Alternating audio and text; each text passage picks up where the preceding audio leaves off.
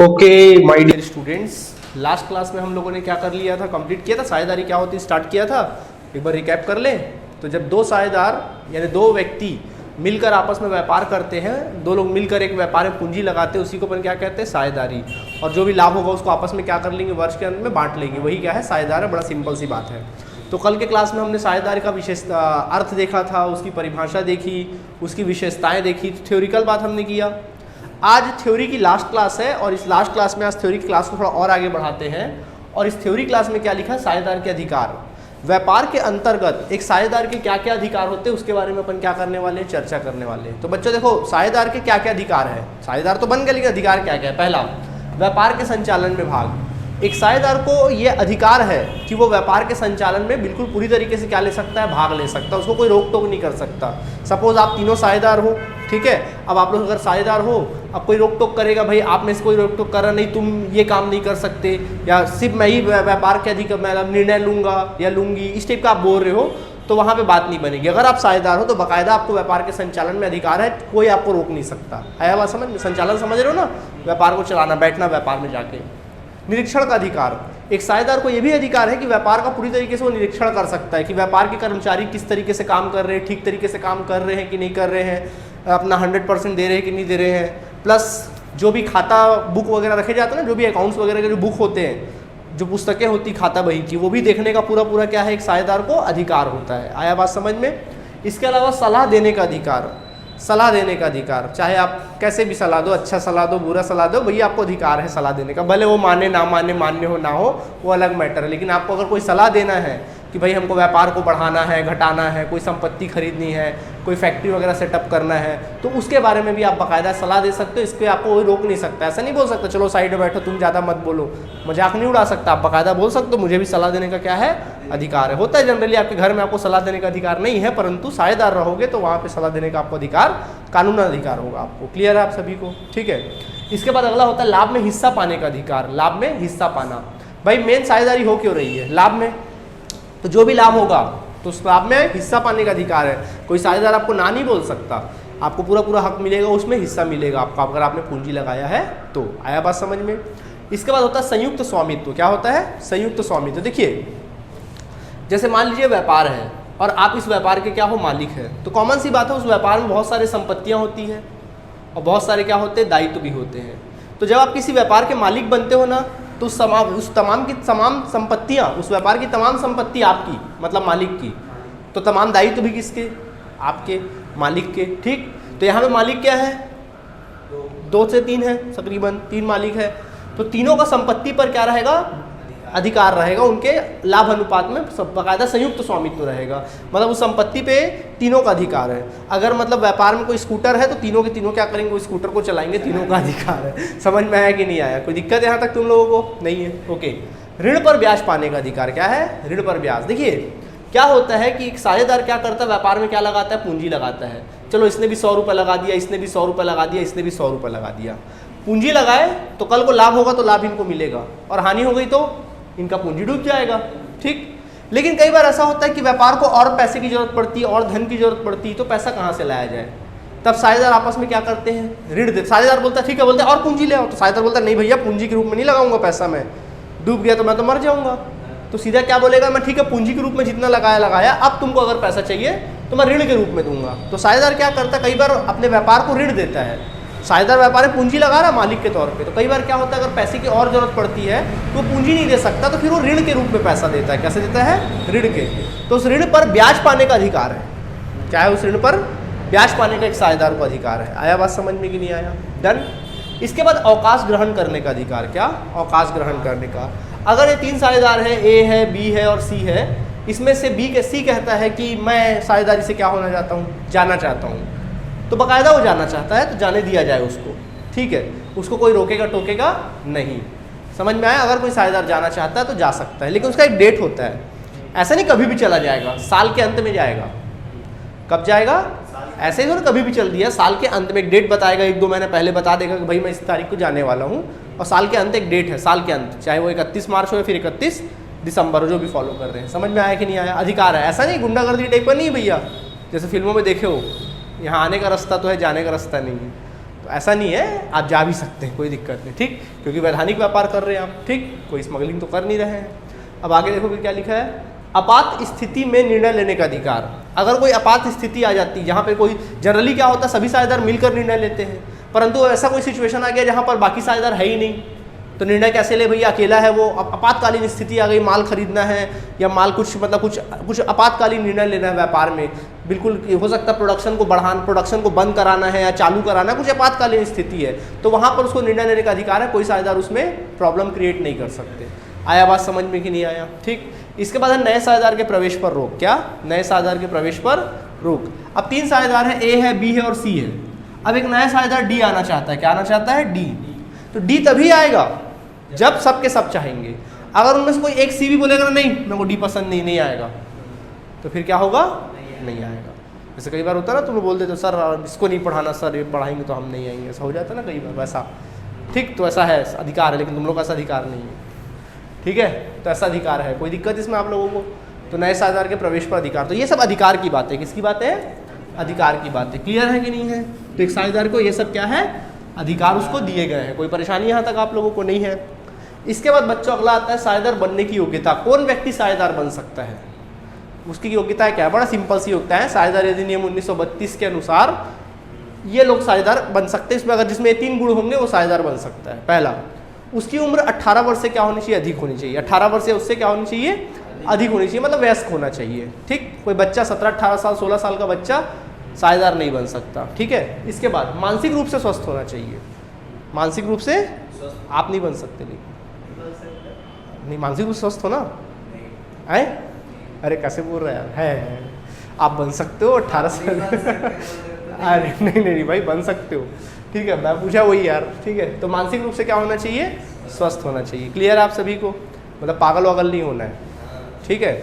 इसके बाद राज नियम के अंतर्गत अनुबंध करने अयोग्य घोषित नहीं किया गया हो। मतलब एक राज नियम होता है, कई बार क्या होता है, अगर कोई होता है ना, कई बार लोग मतलब पैसा नहीं चुका पाते हैं या उनके बीच में कोई ट्रांजैक्शन हो जाता है, भाग जाते हैं इस टाइप का, तो राज नियम उनको क्या कर देता है, अनुबंध करने के लिए अयोग्य घोषित कर देता है। बोलते हैं इससे भैया अनुबंध मत करना, ये बंदा डिफॉल्टर है। डिफॉल्टर मतलब दिवालिया वाला डिफॉल्टर, अनुबंध करने के लिए अघोषित कर दिया जाता है, ठीक है।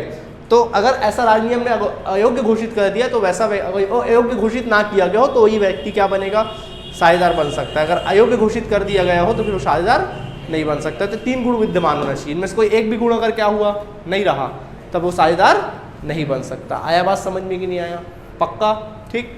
चलिए ठीक है। अब बच्चों अगला टॉपिक आता है और बहुत इंपॉर्टेंट टॉपिक है, एंड दैट इज योर साझेदारी संलेख। क्या है, साझेदारी संलेख। मैंने आपको बताया था कि जब भी साझेदार होंगे तो साझेदारों के बीच क्या होगा, समझौता। अब ये समझौता क्या हो सकता है, लिखित भी हो सकता है और मौखिक भी हो सकता है।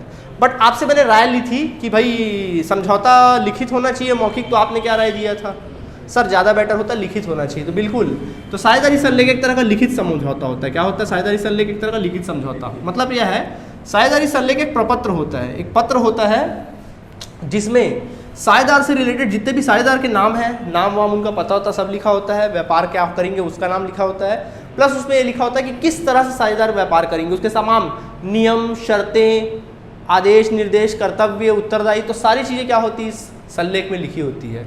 और संलेख में मतलब यानी एक प्रकार से देखा जाए तो इसमें, इस संलेख में, इस प्रपत्र में साझेदारी को चलाने से संबंधित सारे नियम कायदे क्या होते हैं, रहते हैं। यानी समझौते लिखित रूप में होते हैं। जो साझेदारों के मध्य समझौते होते हैं ना, वो लिखित रूप में क्या होते हैं, समझौते होते हैं। और इस संलेख के सबसे अंत में हर एक साझेदार का क्या रहता है, हस्ताक्षर, ठीक। इसकी जो मेन कॉपी है साझेदारी फर्म के सेफ में होती है, तिजोरी में रखी होती है, और बाकी की एक एक फोटो कॉपी क्या करते हैं अपन, एक एक साझेदार को क्या कर देते हैं, दे देते हैं। कल को कोई साझेदार लड़ाई झगड़ा अगर करेगा कि भाई मेरे को लाभ में ज़्यादा हिस्सा चाहिए, या मैं काम किया हूँ तो मुझे सैलरी चाहिए, मुझे वेतन चाहिए, तो उसको सीधा संलेख दिखा देंगे, बोलेंगे देख भैया ये नियम हुआ था हम लोग के बीच में, ये हाँ समझौता हुआ था, इसी के हिसाब से चलना पड़ेगा, तुमने साइन भी किया है, ज़्यादा बात नहीं करना, नहीं तो पड़ेगा तुमको। समझ में आ गया। तो एक तरह से साझेदारी संलेख होता है। क्या होता है, तो साझेदारी संलेख का कोई परिभाषा वगैरह नहीं है, सीधी सी बात है। साझेदारी संलेख एक ऐसा प्रपत्र होता है, लिखित प्रपत्र होता है, जिसमें साझेदारों के मध्य लिखित समझौते का उल्लेख किया जाता है और व्यापार को चलाने से संबंधित उसके नियम और शर्तों का पूरी तरीके से उल्लेख होता है। और अंत में साझेदारों के क्या होते हैं, उसमें स्वीकृति रहती है, साझेदारों की आपसी क्या रहती है, स्वीकृति रहती है। इसी को अपन कहते हैं साझेदारी संलेख। समझ में आ गया। अब सवाल उठता है कि साझेदारी संलेख में क्या क्या लिखा होता है। तो सबसे पहले साझेदारी संलेख में लिखा होता है व्यापार का नाम व पता। सबसे पहले इसमें लिखा होता है व्यापार का नाम व पता। तो साझेदारी संलेख में सबसे ऊपर में लिखा होता है व्यापार का नाम क्या है और व्यापार का अता पता क्या है, फ़ोन नंबर क्या है, सारी बातें, ठीक है। नंबर 2, साझेदारों के, इसके बाद होता है साझेदारों के नाम व पते।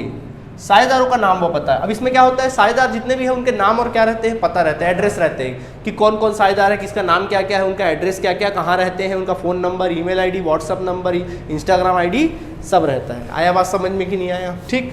नंबर 3 होता है व्यापार का स्वभाव, व्यापार का स्वभाव, व्यापार का क्या, स्वभाव, ठीक है। व्यापार का स्वभाव कैसा है, किस प्रकार का आप व्यापार कर रहे हो। अलग अलग प्रकार का व्यापार होता है ना। एक व्यापार जनरली माल खरीद के बेचने का व्यापार होता है, आपने माल खरीदा बेच दिया, ऐसा व्यापार होता है। कई व्यापार ऐसा होता है जो माल आप बनाकर बेचते हो, जैसे कपड़ा आप खरीद के बेच रहे हो, वो भी व्यापार है। कपड़ा बनाकर बेच रहे हो, वो भी व्यापार है। तो व्यापार का स्वभाव कैसा है, समझ में आ गया कि नहीं आ गया, ठीक। तो वो सब चीज़ें होती है। इसके अलावा नंबर 4 इसमें लिखा होता है व्यापार का स्वभाव हो गया, ठीक है। इसके बाद साझेदारों के सबसे मेन इंपॉर्टेंट होता है साझेदारों के पूंजी, साझेदारों का पूंजी कितना कितना है, साझेदारों के पूंजी के अमाउंट क्या क्या, किस साझेदार ने कितना कितना पूंजी लगाया है, उसका पूरा उल्लेख होता है, ठीक है। इसके बाद नंबर 5 इसमें उल्लेख होता है साझेदारों के पूंजी के अलावा साझेदारों के पूंजी का उल्लेख होता है।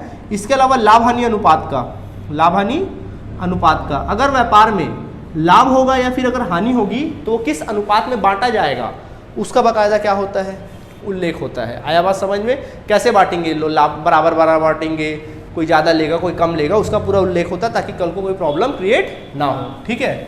इसके अलावा बच्चों इसमें नंबर 6 होता है साझेदार का पारिश्रमिक। किसका उल्लेख होता है इसमें, साझेदारों का पारिश्रमिक। मतलब क्या हुआ इसका, अगर कोई साझेदार व्यापार में काम करता होता है ना, कई बार साझेदार व्यापार में काम कर रहे हैं। अब जैसे मान लीजिए 3 साझेदार हैं A B C, तो A और B व्यापार में पैसा लगा दिए और बैठ गए अपने घर में। C व्यापार को संभाल रहा है, C व्यापार का काम कर रहा है, बाकायदा मालिक बन के काम कर रहा है, अकाउंट्स का काम कर रहा है, माल खरीदने का बेचने का, इस प्रकार काम कर रहा है। तो काम कर रहा है तो बदले में क्या मांगेगा, वो सैलरी मांगेगा, वेतन मांगेगा, पारिश्रमिक मांगेगा। तो उसके बारे में है, उसके बारे में भी नियम होता है कि अगर कोई साझेदार व्यापार के लिए काम करता है तो क्या उसको पारिश्रमिक दिया जाएगा या नहीं दिया जाएगा, और दिया जाएगा तो कितना दिया जाएगा, उसका पूरा क्या होता है, उल्लेख होता है। आया बात समझ में कि नहीं आया, ठीक। इसके अलावा अब देखिए अगला क्या होता है, इसके अलावा एक तो साझेदारों का पारिश्रमिक का उल्लेख होता है, देन फिर उसका होता है अगला होता है साझेदारों का पारिश्रमिक का उल्लेख हो गया। इसके अलावा होता है पूंजी पर ब्याज। किसका उल्लेख होता है, पूंजी पर ब्याज, मतलब पूंजी पर ब्याज का उल्लेख होता है। पूंजी पर ब्याज मतलब जैसे एक व्यापार है और ये व्यापार के क्या है, साझेदार है। व्यापार के लोग ने पूंजी लगाया, व्यापार के मालिकों ने पूंजी लगाया, तो बदले में क्या मिलेगा उनको, लाभ। बट ये लोग ब्याज भी मांग रहे, क्या मांग रहे हैं, ब्याज। तो हम उनको ब्याज दे रहे हैं, हम व्यापार है, हमारा कैरेक्टर क्या है, फर्म है हम लोग। तो पैसा जिसके पास होता है वो ब्याज देता है, पैसा हमारे पास है ना, तो हम ब्याज क्या करेंगे, देंगे। तो हमारे लिए क्या है, एक तरह का ये वह है। तो पूंजी पर ब्याज दिया जाएगा कि नहीं दिया जाएगा, उसका सारा उल्लेख क्या होता है यहाँ पे रहता है। आया बात समझ में कि नहीं आया, पे हुआ किसका, पूंजी पर ब्याज। आया बात समझ में, यहाँ तक नोट करिए, फिर हम आगे की बात करेंगे। देखिए तो ये है पूंजी पर ब्याज, हम लोग बात किए। तो पूंजी पर ब्याज का साझेदार लोग क्या होता है, कई बार अपने पूंजी लगाते हैं तो पूंजी पर उनको लाभ मिलेगा, बट वो पूंजी पर ब्याज की भी आशा करते हैं, तो हमको पूंजी पर ब्याज देना होता है। तो हम लोग कौन है, व्यापार। देखो जब भी आप पढ़ाई करोगे तो आपको एक कैरेक्टर में ढलना पड़ेगा। तो यहाँ पे आपका कैरेक्टर क्या रहेगा, साझेदार की फर्म, साझेदार या फर्म, फर्म, फर्म मतलब व्यापार। आप कौन हो यहाँ पे, फर्म हो, व्यापार। देखो साझेदार ने आपको पूंजी लगाया, तो पैसा किसके पास पड़ा है, आपके पास। आपने उस पूंजी को व्यापार में लगाया, परंतु साझेदार बोल रहा देख भैया ब्याज भी देना मेरे को, लिखा भैया ले ले ब्याज, अब तू साझेदार मालिक है, जो बोलेगा मानना पड़ेगा। तो हम उसको क्या दे रहे, ब्याज दे रहे। तो हम उसको ब्याज दे रहे हैं ना, तो याद रखना पूंजी पर ब्याज एक तरह का क्या होता है, व्यय होता है। क्या होता है, याद रखिएगा, व्यय होता है। समझ में आया कि नहीं आया, ठीक। इसके बाद साझेदारी संलेख में और भी नियम होते हैं, वो है नियम आहरण का। क्या है, आहरण का। आहरण का मतलब क्या होता है, जब व्यापार का मालिक अपने निजी उपयोग के लिए किसी प्रकार का पैसा या फिर किसी प्रकार का वस्तु व्यापार से आहरित करता है, निकालता है, उसको अपन क्या बोलते हैं, आहरण बोलते हैं, ठीक। लेकिन यहाँ पे मालिक एक नहीं भैया, यहाँ तो मालिक अनेक है। तो इसमें क्या होगा, गड़बड़ी हो सकती है। मतलब एक आया भाई, वो भी सभी व्यापार के मालिक है, तो पहला आदमी आया पहला साझेदार ए आया, वो निकाल लिया 10,000 का माल। अब बी देखा, मैं काहे पीछे रहूँ भैया, उसने भी 12,000 का माल निकाला। सी बोला जब तू निकाल रहा भाई, तू मालिकाना हक जता रहा तो मैं भी निकालता हूँ। तो ऐसे में हो चुका व्यापार, सब कंपटीशन में ही लगे रहेंगे। तो आहरण से भी संबंधित नियम निर्धारित होते हैं कि कौन साझेदार कितना आहरण कर सकता है और कितने रुपए तक का आहरण कर सकता है। जैसे साझेदार लोगों ने नियम बना लिया भी कोई भी साझेदार 10,000 से ऊपर का आहरण नहीं कर सकता। तो ठीक है भाई, 10,000 से ऊपर का आहरण नहीं कर सकता तो नहीं सही, ठीक है, कोई दिक्कत नहीं, कोई दिक्कत, ओके। वैसे ही नंबर 9 होता है आहरण पर ब्याज। क्या होता है? अब आहरण पर ब्याज क्या होता है सर? देखिए, ये व्यापार है और ये व्यापार के कौन है? मालिक लोग हैं। आहरण का मतलब क्या होता है? व्यापार के मालिक जब अपने निजी उपयोग से व्यापार से कुछ निकालते हैं उसको अपन क्या बोलते हैं? आहरण। तो बताइए इस बार पैसा कौन रखा है? मालिक के पास रखा है। तो बोलो ब्याज कौन देगा इस बार? मालिक ब्याज देगा। Very good. तो इस बार ब्याज हम मालिक से वसूलेंगे। तो कई बार जो आहरण किए होते हैं उन पर हम ब्याज वसूलते हैं। क्या वसूलते हैं? ब्याज। तो हमारे लिए क्या हो गया? ये आय हुआ कि व्यय हुआ? Very good. क्या हुआ ये हमारे लिए? आय हो गया। यानी कह सकते जब भी कोई पूछे ना कि बेटा आहरण पर ब्याज क्या होता है, तो आप क्या कहेंगे? आय कहेंगे। क्या कहेंगे? आय कहेंगे। ठीक है। तो आहरण पर ब्याज क्या होता है? एक तरह का आपका आय होता है। क्लियर है आप सभी को? ठीक। तो आहरण पर ब्याज एक तरह का आय होता है। क्लियर? जब साझेदार निजी उपयोग के लिए निकालता है तो आहरण पर ब्याज वो हमको देता है, उसके लिए आहरण पर क्या है? ब्याज आय होता है। समझ में आ गया कि नहीं आ गया? ठीक है। इसके अलावा और भी बहुत सारे नियम कायदे लिखे होते हैं, बहुत सारे नियम हैं। अवकाश के नियम होते हैं, प्रवेश के नियम होते हैं, जो भी नियम होंगे साझेदारों के मध्य, मेन जो नियम थे वो मैंने बता दिया। एग्जाम में लिखने को आएगा थ्योरी में, तो यही नियम को आप क्या कर सकते हैं? लिख के आ सकते हैं कि साझेदारी सल्लेख में ये सब नियम क्या होते हैं? उल्लेखित होते हैं। कोई दिक्कत इसमें आप लोगों को नहीं है? ठीक है। कुछ पूछना है यहाँ तक तो पूछ सकते हो, बोलो, कोई प्रॉब्लम नहीं। नोट करिए, फिर हम आगे बढ़ेंगे। ओके बच्चों, चलिए अब हम लोग इंपॉर्टेंट टॉपिक डिस्कस करेंगे। देखिए क्या लिखा है, पढ़ो। साझेदारी सल्लेख के अभाव में लागू होने वाले नियम। ठीक है। इसका मतलब क्या? अभाव मतलब जैसे देखो, अगर मान लीजिए एग्जांपल के तौर पे अब दो साझेदार है, मान लीजिए साझेदार ए है और साझेदार क्या है? बी है। दो साझेदार है, इनके मध्य बाकायदा सल्लेख है। बाकायदा इनके मध्य क्या है? सल्लेख है। मतलब सल्लेख मतलब क्या होता है? लिखित समझौता है इनके मध्य, लिखित समझौता है। तो कल को लाभ को बांटने के सिलसिले में या वेतन के सिलसिले में किसी प्रकार का इनके बीच में प्रॉब्लम क्रिएट होगा। ठीक। लड़ाई झगड़ा हुआ, एक दूसरे का मुंह कान फोड़ दिए, सपोज कुछ भी हो गया। ठीक। तो लोग कहाँ जाएंगे? पुलिस वाले के पास जाएंगे। पुलिस वाला क्या करेगा? इनको सीधा कोर्ट भेजेगा। कोर्ट में जज के सामने खड़े होंगे, लड़ाई करेंगे कि इसने बोला था इतना सैलरी मिलेगा, इसने बोला था उतना सैलरी मिलेगा, इतना लाभ मिलेगा, वो मिलेगा। दोनों के बीच में लड़ाई झगड़ा चल रहा है। जज बोलेगा चुपचाप बैठो, क्या तुम लोग के बीच सल्लेख है? बोले हाँ सर है। कहाँ है? लेकर आओ। क्या करो? लेकर आओ। तो सल्लेख लेकर आएंगे, तो जो सल्लेख के अनुसार नियम होगा उनका साइन तो होगा, तो जज उसके हिसाब से क्या सुनाएगा? फैसला सुनाएगा, अगर उनके मध्य सल्लेख है तो। ठीक। लेकिन अगर मान लीजिए इसका उल्टा होता है, इनके मध्य जब जज पूछा इनसे कि बताओ बेटा सल्लेख था, बोला नहीं है सर सल्लेख हमारे बीच में, सल्लेख तो नहीं है। कैसे सल्लेख किए थे? व्यापार बात ही बात में हो गया था मौखिक रूप से। नहीं मौखिक नहीं, सल्लेख है क्या? बोला नहीं है सल्लेख। तो जब साझेदारों के मध्य सल्लेख नहीं होता है तब फिर जज अपना नियम लगाता है। और हमारा नियम क्या है? किसके अनुसार नियम? भारतीय साझेदारी अधिनियम बोलो 1932 के अनुसार। तो जब साझेदारी का अभाव में लागू होने वाले नियम, तो कौन कौन से नियम है? बहुत सारे नियम होते हैं, लेकिन जो मेन नियम है उसके बारे में बात करता हूँ। सबसे पहले बात आती है पूंजी पर ब्याज की। ठीक है। सबसे पहला साझेदारी सल्लेख के अभाव में लागू होने वाले नियम। क्या एक साझेदार को पूंजी पर ब्याज दिया जाएगा? तो भारतीय साझेदारी अधिनियम 1932 में क्या है? पूंजी पर ब्याज साझेदारों की स्वेच्छा है। अगर वो सल्लेख बनाए हैं तो वो उनका मैटर है, लेकिन अगर नहीं बनाए हैं तो भारतीय साझेदारी अधिनियम 1932 के अनुसार पूंजी पर ब्याज नहीं दिया जाएगा। कोई भी साझेदारों को पूंजी पर ब्याज नहीं दिया जाएगा। आया बात समझ में कि नहीं आया? नहीं दिया जाएगा, उनको पूंजी पर ब्याज नहीं दिया जाता है। क्लियर है आप लोगों को? इसके अलावा आहरण पर ब्याज।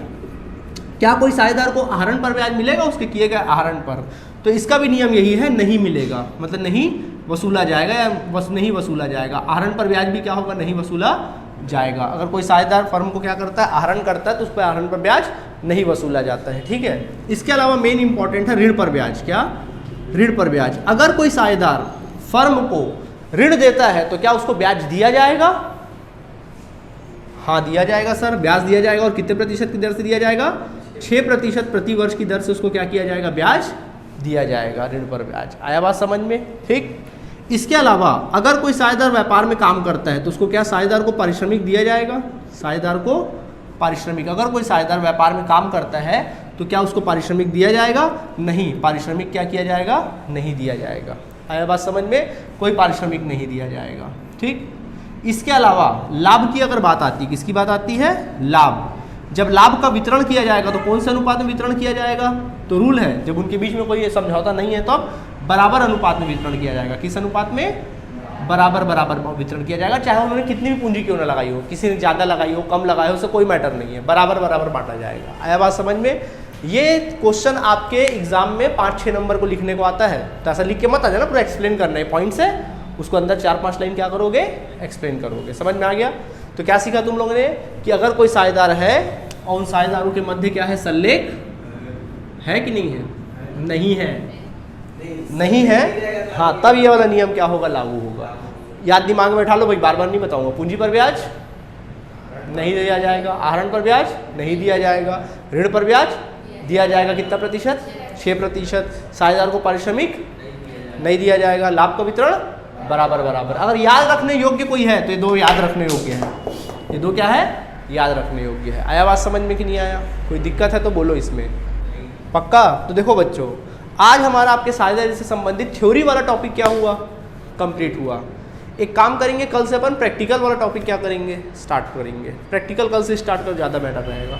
ठीक है, तो कल से अपना प्रैक्टिकल वाला टॉपिक स्टार्ट होगा। ओके, तो आज के लिए इतना काफ़ी है। अगली मुलाकात नेक्स्ट क्लास में। Thank you.